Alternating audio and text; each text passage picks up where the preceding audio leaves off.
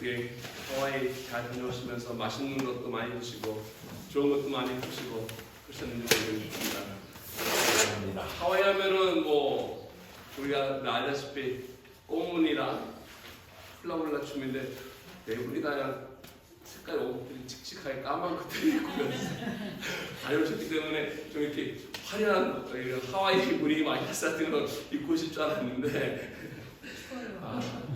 어디 가든지 우리가 즐겁게 시간을 보내려면 사실 입이 즐겁고 배가 불러야지 마음도 편하고 보는 것도 편해 보면서 여행도 그렇고 함께 있는 사람과 더불어서 행복한 시간들을 보내는 것 같습니다. 이번에도 성경을 가면서 와이프가 물어봐요. 우리 뭐 챙겨가지? 아니야 그냥 가도 돼 이러면서 갔습니다. 그래서 따꾸만 먹어? 그래서 아니야 따꾸 안 먹고 다른 것도 있을지 몰라. 가면 있겠지. 가서 따꾸도 꼭 먹긴 했지만 다른 것도 먹었습니다. 그쪽 교회에서 준비해준 것도 먹고요. 또 몰래 또 가져온 게 있더라고요. 그래서 호텔에서 이렇게 햇밤이랑 된 것도 밤에 또 몰래 먹기도 하고. 아무튼 항상 어릴 때마다 이렇게 식사를 우리는 생각합니다. 왜냐면 먹어야 힘이 나고 먹어야 뭔가 할 수 있으니까. 그래서 우리 속담에도 금강산도 식궁이다는 말이 있듯이 먹는 것은 참 중요한 것 같습니다. 함께 먹을 때 또 누구와 함께 먹느냐, 어디에서 먹느냐 이런 것들이 사실 그냥 있는 것이 아니라 관계 가운데 아름답게 이루어지기 때문에 그렇습니다. 오늘도 이 식사에 대한 이야기입니다. 이런 의미에서 우리가 함께 모여서 그냥 살아가는 게 아니라 함께 밥을 먹고 나누는 것, 이것이 우리들의 인생이 아닌가 생각이 드는데요. 오늘 말씀도 이처럼 식탁이 단순히 밥을 먹을 수 있는 그런 요소가 아니라 함께 마음을 나누고 정을 나누고 더 나아가서 우리들의 인생이 하나님 앞에 건강하게 또 바르게 엮여나가는 데 중요한 요소임을 말씀 속에서 발견할 수 있습니다. 함께 생활하면서 먹는 것이 건강하지 않으면 그 관계 또한 불편해지고 힘들어지고 병들고 잘못하면 깨지고 벌어질 수밖에 없다는 것입니다. 이처럼 우리들이 살아가는 모든 삶의 현장 속에서 이렇게 보면은 많은 먹을 음식들이 있는데 이런 것들을 좀 비유로 이야기한다면은 이럴 수 있습니다. 정치하는 사람들이나 뭔가 욕심이 많은 사람들은 그들은 탐욕에 대한 식탁을 찾을 것입니다. 그래서 뭔가 욕심을 채우기 위해서 그런 것들을 그들은 분주히 찾고 챙기면서 그 욕심을 따라서 살아갈 것입니다. 또 악덕 기업가들은 어떻게 하든지 법을 피해서 불의한 방법을 통해서 자기 이익을 챙기려고 하는 불의한 식탁을 탐할 것입니다. 심지어 어렵고 힘든 이런 우리 광야 같은 이민 생활하는 저와 여러분들도 그렇지 않습니까? 우리가 지금 많이 편해졌지만 얼마 전에 이렇게 글이 올라온 걸 이렇게 보니까 우리 이민 생활 속에서 얼마나 우리 한국 사람들이 그동안 이루어놓은 것 때문에 지금 오르신 분들이 편한지 모릅니다. 유학생 초기에 왔을 때는 교회 가야만이 한국 음식을 먹을 수 있었고 정말 김치 한 조각 또는 밥 또는 따뜻한 한국 음식을 그리워했던 시절이 있었는데 지금 이민을 오신 분들이나 미국을 방문하시는 분들을 보면 전혀 그런 거에 대해서 불편함을 느끼지 못한다는 것이죠. 근데 이민 초기 있던 분들은 사실 그들의 힘들었던 것들 어느 글을 보니까 눈물에 젖은 그 김치를 먹지 못한 분들은 이민의 고통을 모른다 할 정도로 그렇습니다. 어느 나라에서 새로 정착해서 시작할 때 내 것이 그립고 내 것을 먹어야 힘이 나는데 그것을 없을 때는 참 고통스럽고 힘든 것을 이야기했다고 할 수 있습니다. 이렇게 우리가 인생 살아가면서 많이 먹는 것도 있는데 반면에 이 먹는 즐거움을 통해서 누리는 축복 또한 있다는 것을 말씀드리고 싶습니다. 크리스찬으로서 우리는 어떤 인생을 그럼 살아야 되겠습니까? 세상 사람들은 탐욕을 하고 불의한 것을 또는 이처럼 우리가 우리의 정서에 맞는 음식을 찾는다면은 예수 믿는 저와 여러분들은 하나님 나라를 섬기고 하나님을 믿는 우리들에게 있어서 오늘 내가 찾아가고 즐겨야 할 우리들의 식단의 메뉴는 무엇이 되게 하겠습니까? 세상 사람들처럼 세상에 대한 어떤 야망과 욕심과 탐욕이 우리 것이 되어야 되지 말아야 할 것입니다. 오히려 하나님께서 우리 예수를 믿는 우리 모두에게 준비해 놓으신 귀한 식탁이 있다라는 사실입니다. 이러한 식탁을 통해서 우리가 함께 하나님의 복을 누리고 이 땅에서 하나님께서 말씀하신 귀한 사명을 이루어가는 것이 오늘 하나님이 우리를 그의 식탁으로 초대하고 계시는 사실입니다. 오늘 함께 봉독한 말씀 보시면 이와 같이 음식을 먹는 문제, 이것을 고린도 교회가 가지고 있었던 것 같습니다. 물론 우리도 이민교회이기 때문에 예배를 드리고 식사를 나누는 교제의 시간이 있듯이 아마 이때도 있었던 것 같습니다. 오늘 10절 말씀에 보면은 이렇게 이야기합니다. 내가 명하는 이 일에 너희를 칭찬하지 아니한다 라고 말씀하시면서 이는 너희의 모임이 유익이 못되고 도리어 해로움이라. 지난주에는 뭔가 잘한 것들을 좀 이야기했는데 오늘 본문을 보니까 바울이 너희들의 부족한 것, 잘못한 것을 지적하면서 책망을 하는 이런 모습이 있습니다. 그것이 뭐냐면 그들의 뭔가 모이고 있는 모임 가운데 잘 되지 않고 있고 오히려 이것이 유익하지 못하고 해롭다라고 바울은 설명합니다. 예수 믿는 사람들이 교회에 모여서 하나님의 은혜 통해서 그 모임이 점점 아름다워지고 좋아지고 즐거워지고 해야 하는데 오늘 보니까 그 모임이 오히려 해롭다라고 바울은 이야기합니다. 오늘날도 교회 안에서 상처받는 일들이 종종 일어납니다. 예수 믿고 들어와서 생활하다 보니까 사람들이 모여서 그런지 이런 모임들이 뭐 소그룹 구역도 될 수 있고요, 또는 어떤 목장도 될 수 있고 여러 가지 소그룹 안에서 서로 사람들이 같이 생활하다 보면 종종 서로 문제들이 발생할 때마다 상처를 주고 아파하고 어려움이 되는데 오늘 고린도 교회의 모임이 왜 이와 같이 어려움이 있었는지에 대해서 바울은 18절과 19절에 이렇게 얘기하고 있습니다. 보니까 먼저 너희가 교회에 모일 때 너희 중에 분쟁이 있다함을 내가 오늘 들었다. 듣고 이게 분명하다, 믿었다라고 얘기합니다. 너희 중에 파당이 있어야 너희 중에 옳다 인정함을 받은 자들이 나타나리라. 우리가 뭐 이미 고린도전서 처음에 이렇게 이야기할 때 말씀드리지 않았습니까? 교회 안에 알게 모르게 분열이 있었죠. 분쟁이 있었죠. 서로 알게 모르게 파가 갈라져 있었다는 것입니다. 근데 오늘 말씀 보니까 19절에 조금 약간 오해할 소지가 있는 것이 있는데 이렇게 합니다. 너희 중에 이런 파당이 있어야 너희 중에 옳다 인정함을 받는 자들이 나타난다.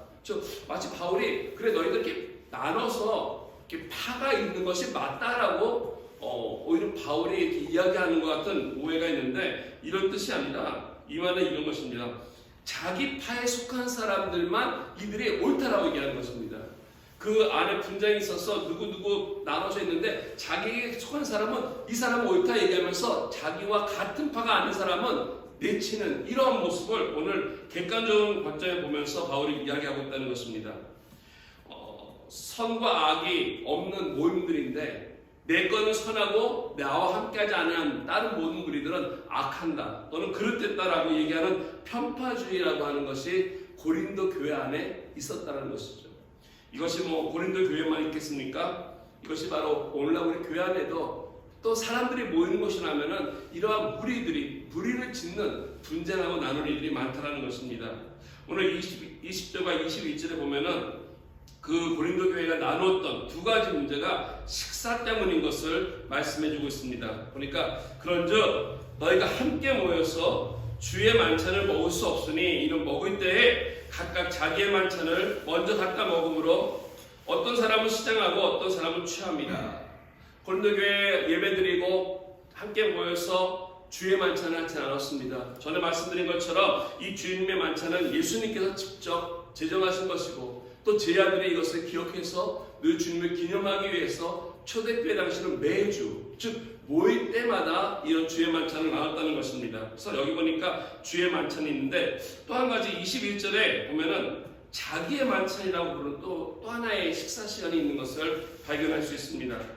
이거는 뭐냐면은 초대교회 사람들이 주의 만찬 말고 이건 주님을 기념하기 위해서 하는 것인데 이거 말고 그 외에 함께 교제하기 위해서 각자가 자기 집에서 음식을 준비해가지고 왔다라는 것입니다. 그래서 이것을 저번에 말씀드린 것처럼 사랑의 애찬 또는 이것을 아가페라고 부르는 그런 식사 시간, 식사 교제 시간 또는 모임이라고 할 수 있습니다. 오늘날 뭐 많은 교회에서는 우리는 이렇게 나누지 않고 예배 끝나고 식사하고 있지만은 초대교회는 함께 이것을 했다는 것이죠. 성찬 예식을 그러니까 성찬식 갖기 전에 먼저 식사를 하고 그리고 성찬을 하고 우리가 뭐 예배 드리는 시간이 뭐 길어야 뭐 1시간, 1시간 반 이런데 예전에 이 초창기 때는 예배 시간이 사실 하루 종일이었다고 합니다. 그러니까는 배가 고프죠. 식사 시간이 많아야 되니까 아침서부터 예배 들어가는 날은 음식을 다 준비해가지고 갈 수밖에 없었습니다. 이러한 시간을 보면은 교회 사회도 잘 얘기되고 있는데 베드로후서에도 이게 언급되어 있습니다. 베드로후서 2장 13절에 보면 이거를 연애라고 부르고 있고요. 유다서에는 이것을 애찬이라고 이야기하고 있습니다. 그래서 아가파이스라고 하는 말로 해서 아가페, 사랑의 어떤 애찬식이라, 사랑의 만찬이다라고 하면서 매우 중요하게 여겼던 것 같습니다. 물론 함께 식사하는 자리이기 때문에 이것이 소중했던 것이고 귀했던 것이죠. 주의 만찬을 그들이 함께 와서 잘 식사 나누게 갖고 왔는데 문제가 있었다는 것입니다. 무슨 문제냐면은 이것이 아름다운 목적으로 시작된 것인데 가난한 사람들도 있고 부자도 교회 안에 있었습니다. 노예도 있었고 주인도 있었고 헬라 사람도 있었고 유대인도 있었고 다양한 사람이다 보니까 자기 형편에 따라 음식을 준비해 왔겠죠. 그런데 이 중에 보니까 부자들은 자기들에게 맞는 화려하고 기름진 거 자기 것만 가지고 왔다는 것이죠. 자기 것만 가지고 왔었고 그러다 보니까 반면에 가난한 성도들은 초라한 음식이고 그러다 보니까 함께 앉아서 나눌 때마다 가난한 사람은 가난한 사람끼리 또는 부자들끼리 모이는 이러한 형태가 보이는지 모르겠지만은 이렇게 하다 보니까 한쪽은 너무 많이 먹고 또 배가 부르고 한쪽은 식사하더라도 그 식사량이 모자라서 시장하고 어려움을 겪는 이런 일들이 교회 안에 있었다는 것입니다. 더구나 21절 말씀을 보면 심지어 부자들 중에는 고기랑 술까지 가지고 와서 교회 안에서 마음껏 먹고 마셨다는 거죠. 그래서 취했다라고 성경은 이야기하고 있습니다. 즉, 이 아름답게 교제하고 즐거운 식사 시간이 돼야 하는데 내 배는 부르지만 다른 사람들은 주변에 있는 교회 안에 같은 공동체이면서도 그들이 어떤 형편에 있는지는 아랑하지 않았다는 것입니다. 이것을 오늘 바울은 매우 책망하고 있는 것이죠. 어떻게 하나님의 교회가 이럴 수 있느냐? 어떻게 함께 같이 하지 않냐고 너희만 할 수 있냐라고 이야기하고 있는 것입니다. 이것을 향해서 22절에 보니까 이렇게 책망합니다. 너희가 먹고 마실 집이 없느냐? 너희가 하나님의 교회를 업신여겼다라고 얘기합니다. 빈곤한 자들을 부끄럽게 하느냐? 내가 너에게 무슨 말을 하랴? 이거로는 칭찬하지 않는다라고 얘기하고 있습니다. 같은 교회임에도 불구하고 누구는 화려하게 많은 것을 가지고 오고 맞는 것을 가지고 오고 즐기는데 반면에 옆에서는 그것을 함께 즐기지 못하는 안타까움 속에서 빈곤한 가운데 배가 고프고 있는 사람들, 알게 모르게 업신여기고 멸시받고 차별하게 되는 이러한 현상에 대해서 오늘 바울은 매우 강하게 책망하고 있다는 것입니다. 이 먹는 것 때문에 결국 교회가 갈라지고 있는 것, 이것이 바로 오늘 교회가 많다는 것입니다. 우리가 먹지만 않더라도 우리가 가지고 오는 것, 보여주는 것, 행하는 것, 말하는 것, 우리들의 자세를 통해서 오늘날 얼마나 많은 이렇게 분쟁들이 교회 안에 있고 상처받고 있지 않습니까? 하나님을 믿고 예수님을 따른다고 하면서도 내 것만 챙기는 사람, 나만 배만 부르면 된다라고 여기는 사람들이 교회 안에도 많이 있다는 것이죠. 나만 잘 먹고 잘 살고 하나님께 축복받으면 된다라는 것, 이런 것을 결코 하나님이 기뻐하시지 않는다라는 사실입니다. 나만을 위한 식사, 나의 만족만을 추구하는 식사, 결코 하나님이 칭찬할 수 없습니다. 어떻게 해야만이 하나님께서 진정으로 기뻐하며 영광을 하나님께 돌릴 수 있는 이와 같은 식사를 또는 교제를 하나님 앞에서 믿음의 공동체가 해나갈 수 있는지 오늘 바울은 그것을 주님의 만찬을 통해서 말씀해 주고 있습니다.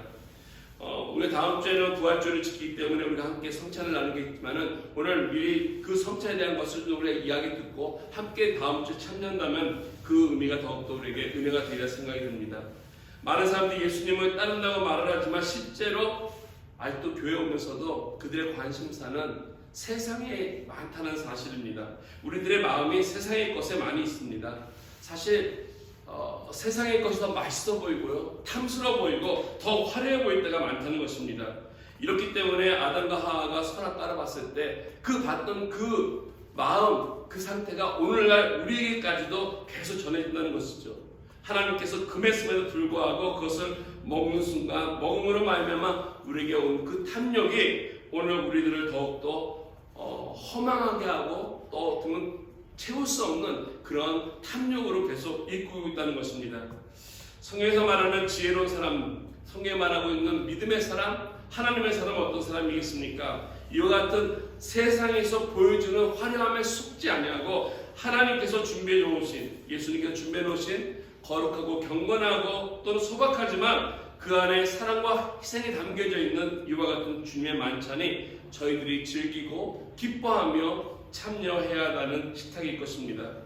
오늘 주의 만찬에 대해서 귀한 뜻이 담겨져 있는데 이 만찬에 참여하게 되면 우리가 누리게 되는 놀라운 축복들이 있습니다. 간단하게 말씀드리면 세 가지인데요. 주의 만찬을 통해서 우리는 나눔의 축복을 누리고 있고요. 두 번째는 주의 만찬을 통해서 회복의 축복을 누리고, 세 번째는 이 주의 만찬을 통해서 우리는 사명이라고 하는 축복을 우리는 누릴 수 있습니다. 우리가 주의 만찬에 참여하게 되면 첫 번째로 누릴 수 있는 것이 이와 같이 하나님께서 주시는 많은 것들의 복 가운데 누림에 대해서 우리는 나갈 수 있습니다. 23절과 24절에 보면 이렇게 바울은 권면합니다. 내가 너희에게 전한 것은 주께 받은 것이니 곧 주 예수께서 잡히시던 밤에 떡을 가지시다 라고 말씀하시면서 본인이 받은 것, 본인이 들은 것, 이것을 이야기하고 있습니다. 사실 사도 바울은 예수님과 함께 다니던 사람이 아니었습니다.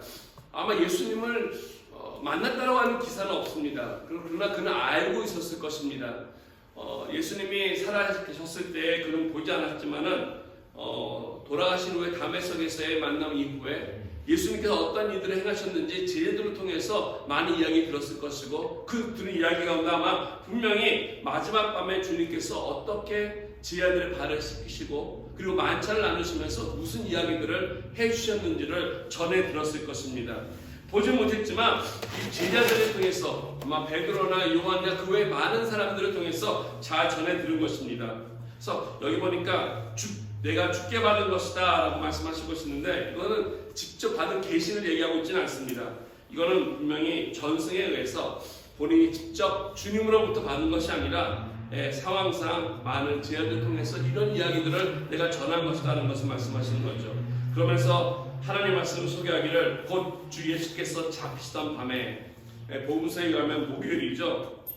목요일 밤이고 이것이 6월절 만찬이었습니다. 그래서 예수님께서 6월절 만찬을 드실 때 제자들을 불러 모으시고 그리고 함께 식탁을 나누시면서 이 식탁이 얼마나 소중한 것인지, 이것이 바로 주님께서 준비해 놓으신 6월절 어린 양의 성취임을 떡을 떼면서 그들에게 말씀해 주셨습니다. 그것이 바로 오늘 본문 24절의 말씀입니다.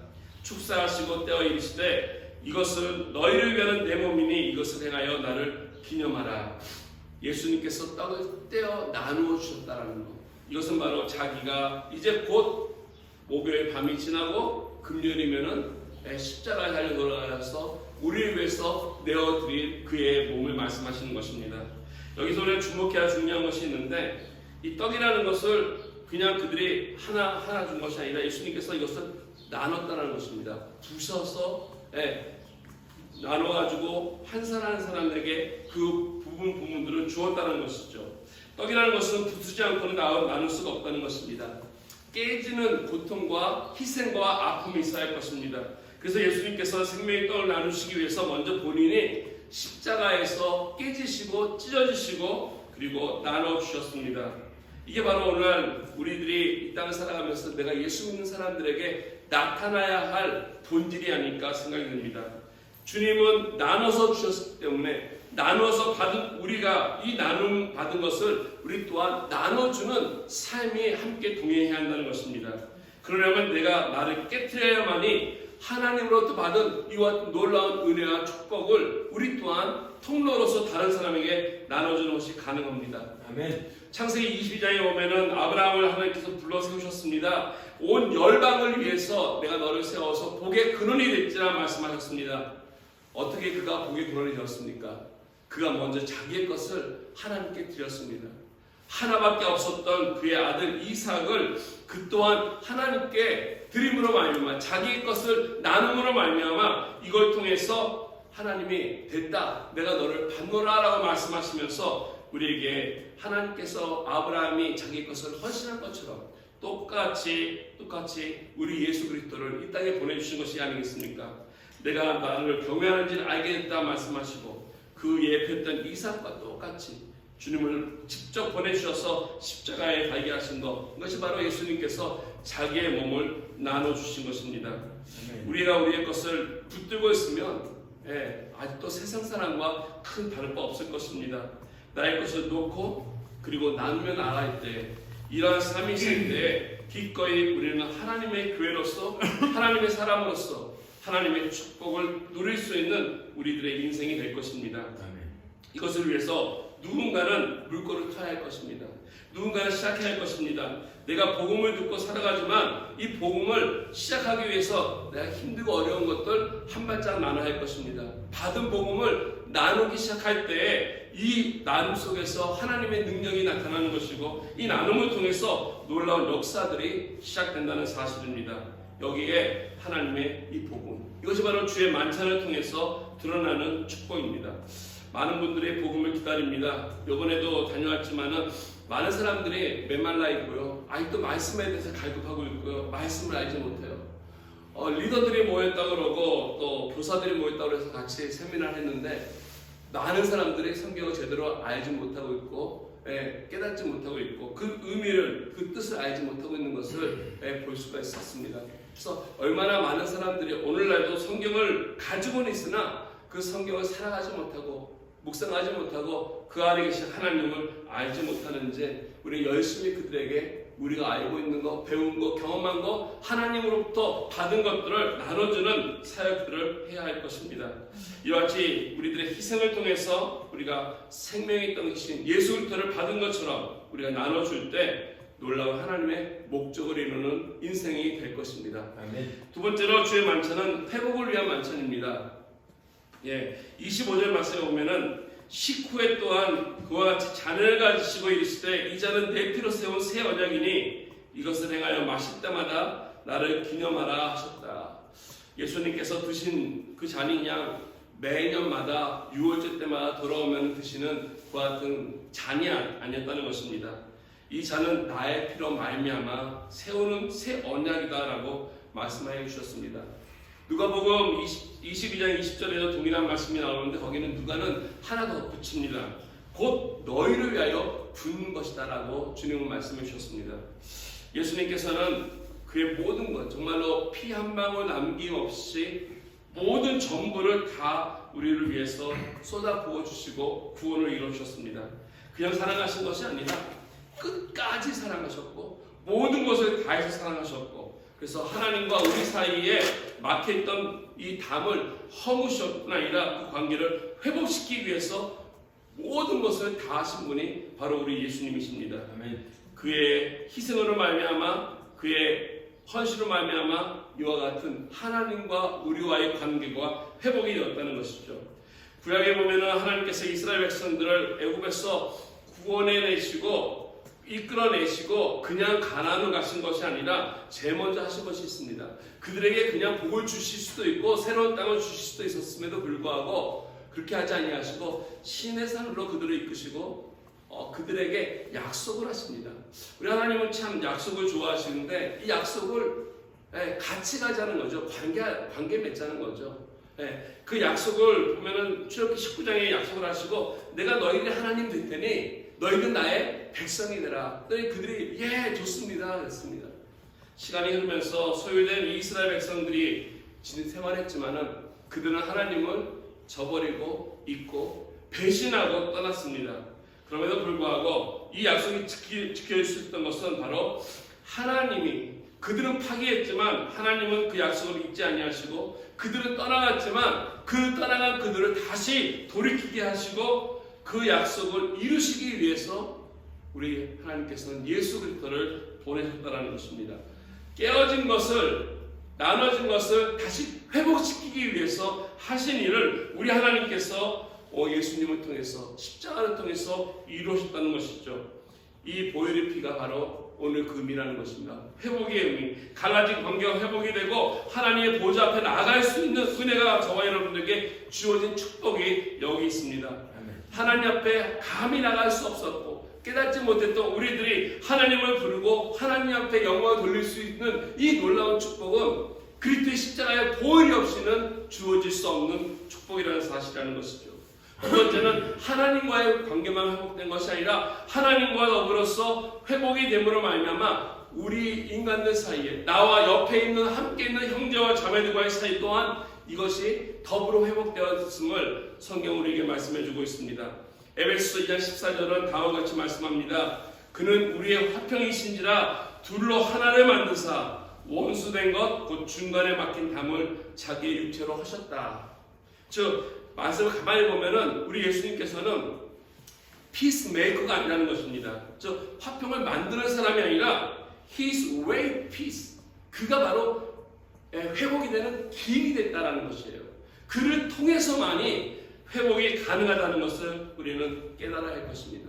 내가 누군가와 싸워서 관계가 깨져서 불편해서 우리끼리 서로 풀고 이해하고 화해해야 된다고 우리 인간의 문제 해결되는 거 아니라는 사실입니다. 인간끼리 깨어진 문제들은 그 문제가 회복되기 위해서 필요한 것이 있는데 이것이 바로 예수 그리스도라고 하는 길이 필요하다는 것이죠. 그 길이 없으면 절대로 우리 인간들 사이에서도 회복이 일어날 수 없다는 것입니다. 그리스도 안에서만이 참된 진정된 회복이 있고 용서가 있고 그리고 하나님 앞에 함께 나갈 수 있는 길이 열리는 것입니다. 이와 같이 우리 사람들이 회복하기 위해서 오직 세상 사람들은 심리학자를 찾기도 하고 정치적으로 하기도 하고 또 물질의 보상을 주기도 하고 여러 가지 방법을 하고 있지만 이런 것들이 근본적인 치유와 회복이 되지 않는다는 것입니다. 아멘. 주님의 보혈의 피와 이것만이 우리들의 상처를 씻어낼 수 있고 오랜 증오와 미움을 씻어낼 수 있다는 것입니다. 요즘에 계속 유튜브에서 계속 뜨고 있는 소식 있지 않습니까? 전두환 전 대통령의 그 손자의 이야기가 이 친구가 아마 예수를 믿은 것 같아요. 감사하게도 예수를 만난 것 같아요.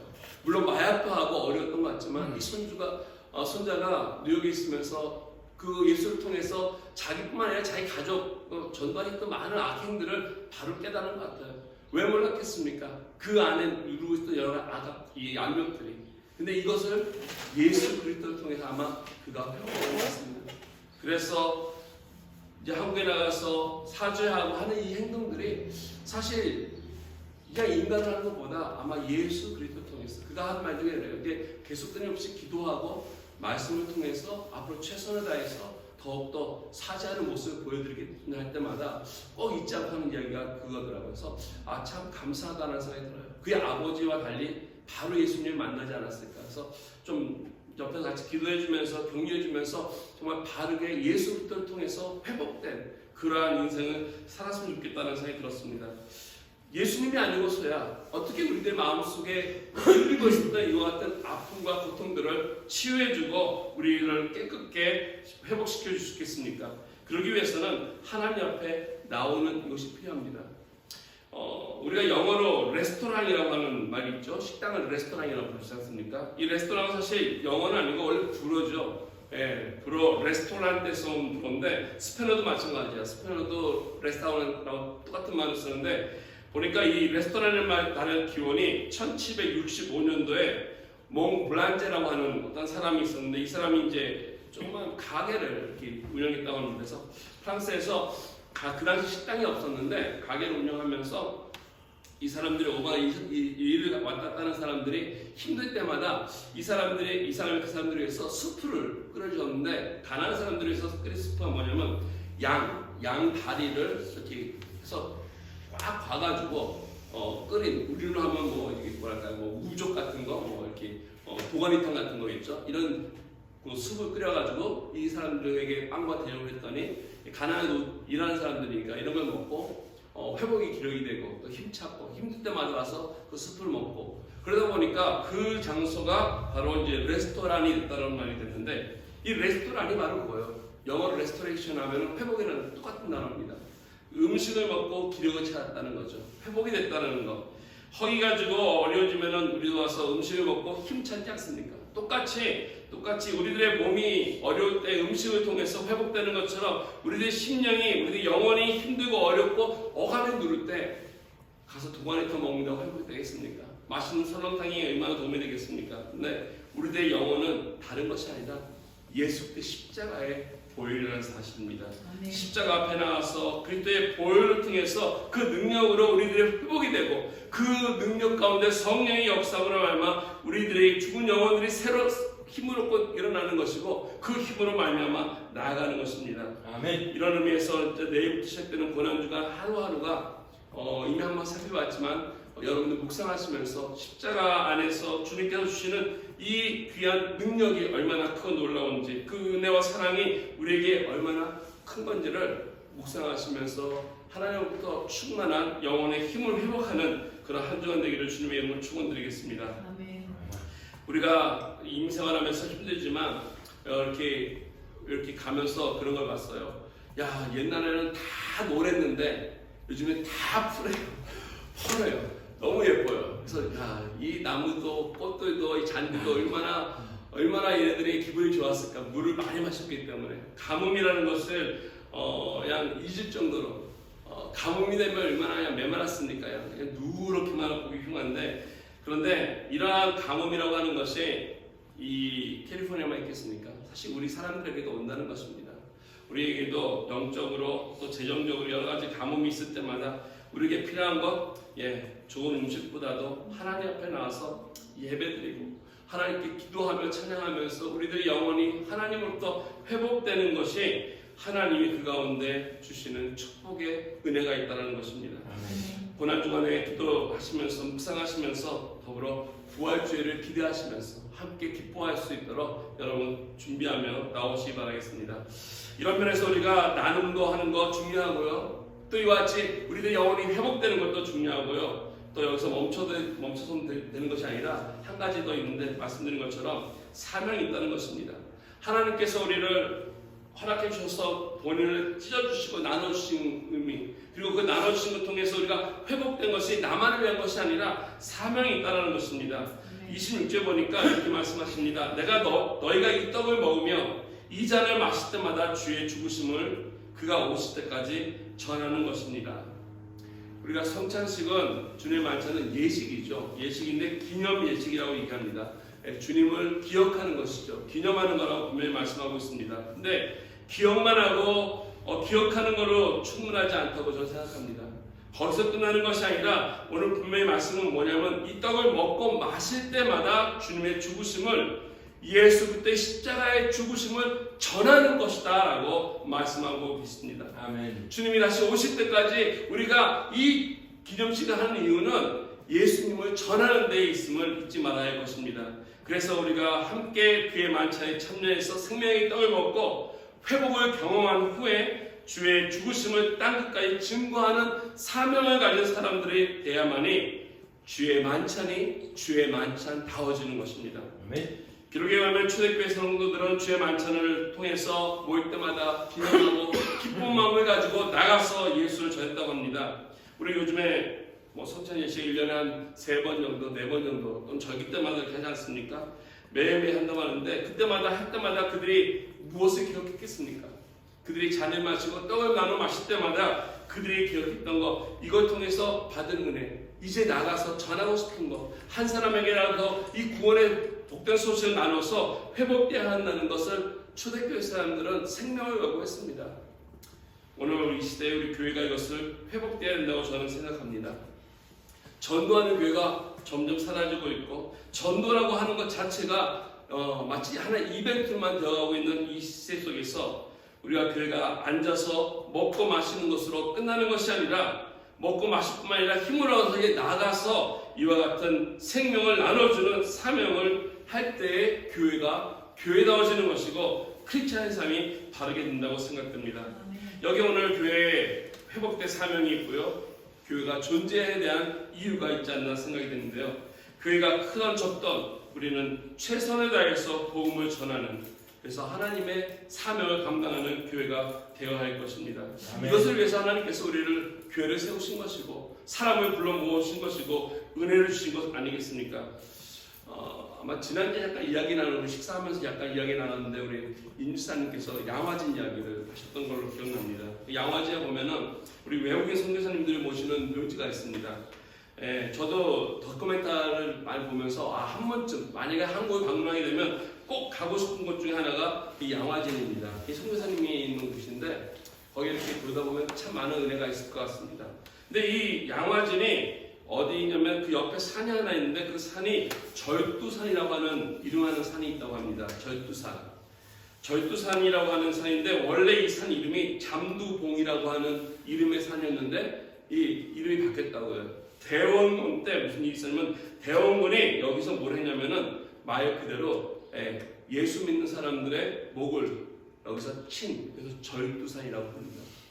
거기서 목을 쳐서 사형을 시켜서 얼마나 많은 사람들을 했는지 하루에 500명씩 목을 쳤다는 이야기가 기록이 되어 있었어요. 얼마나 많은 피가 흘렀는지 한강에서 강화도까지 그 피가 계속 끊이지 않고 흐를 정도로 수많은 순교자가 있었던 곳이 바로 이 절두산이 순교의 장소라고 얘기합니다. 바로 그 옆이 양화진입니다. 그래서 아마 한국에 또 혹시라도 다음 기회에 가실 기회가 있으면 한번 꼭 방문해 보시면 좋을 것 같습니다. 근데 이 양화진의 앞에 들어가는 입구에 이 로버트 한이라고 하는 캐나다 선교사님의 이 묘비가 세워져 있는데, 이분이 캐나다 선교사님이고 25살 젊은 나이죠. 젊은 나이에 의대를 마치고 이 한국이라고 하는 코리아라고 하는 나라가 있다는, 조선이라고 하는 나라가 있다는 얘기 듣고 선교에 지원해서 선교를 왔습니다. 육가대학을 마치고 나서 한국 사람을 위해서 와서 선교를 했습니다. 제가 전도 나가 보니까요 쉽지가 않아요. 우리도 쉽지 않죠. 말이 통하는데 한국 사람이 한국 사람한테 주는데, 그래서 생각해봤어요. 외국 사람이 그 당시 서양 귀신이라고 그러고 돌로 던지고 조롱하고 놀리고 멸시하는, 말도 한국말이 뭐 얼마나 유치했겠습니까? 그렇지 못한 이 외국인이 전도한다는 게 얼마나 힘들겠습니까? 그렇게 생각해보면 한국 사람들에게 복음을 전하러 와서 얼마나 많은 고생과 어려움을 했겠습니까?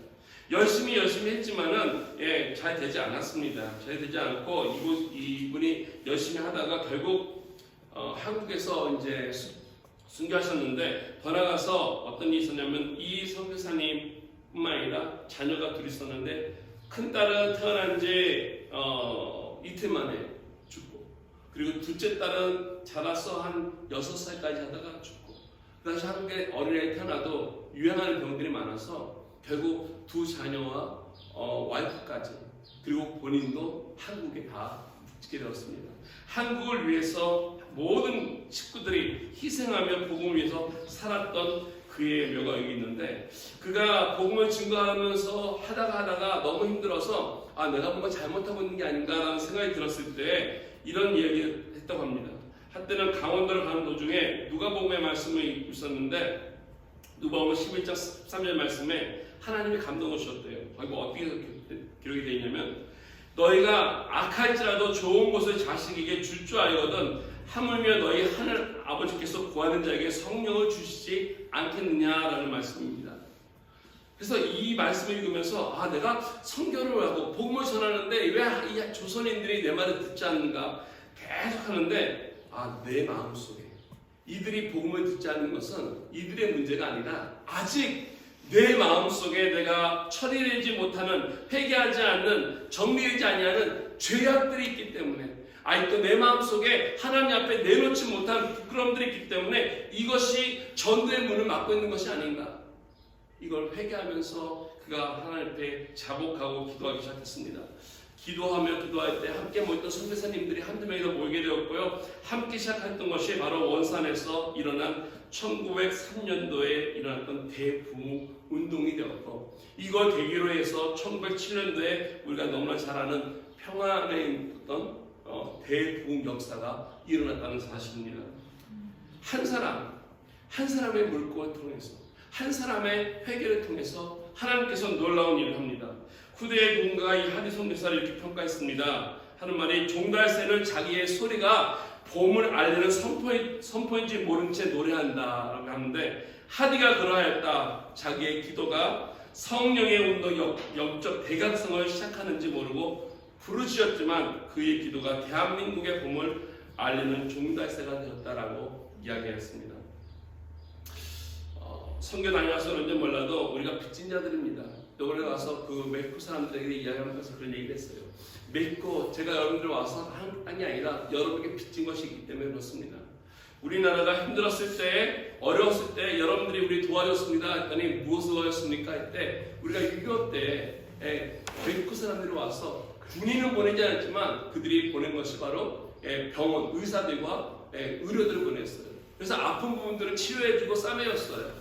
이제 우리가 해야 할 것이 있다면 이제 그들에게 가서 하나님의 말씀으로 상하고 아픈 그들의 영혼들을 치료하고 회복하고 감싸서 축복하는 일이 저와 여러분에게 있어야 되지 않겠습니까? 누군가의 희생으로 누군가의 눈물 흘리는 회개가 있었기 때문에 그 복음이 오늘 우리에게 있었기 때문에 우리 올영교회가 이 시대에 똑같이 이민사회를 깨우는 종달새가 되고 우리 멕시코 형제들을 향해서 나가는 나팔소리에 대해서 축복의 다리가 되는 놀라운 하나님의 사명을 감당하는 저와 여러분에게 원합니다. 이거는 하나님의 식탁에 여러분을 초대하고 함께 초대받아서 함께 즐기며 하나님의 사랑을 나누는 우리 올영교회의 귀한 믿음의 가정들 되기를 주님의 이름으로 축원드리겠습니다. 다 같이 기도하면서 하나님 우리들의 헌신을 통해 고난주간 동안에 주의 십자가에 푹 잠기게 하시고 그 통해 우리 영혼이 회복되게 하셔서 이 사명 잘 감당하게 하여 주십시오. 우리 함께 기도하면서 나가도록 하겠습니다. 사랑의 마지막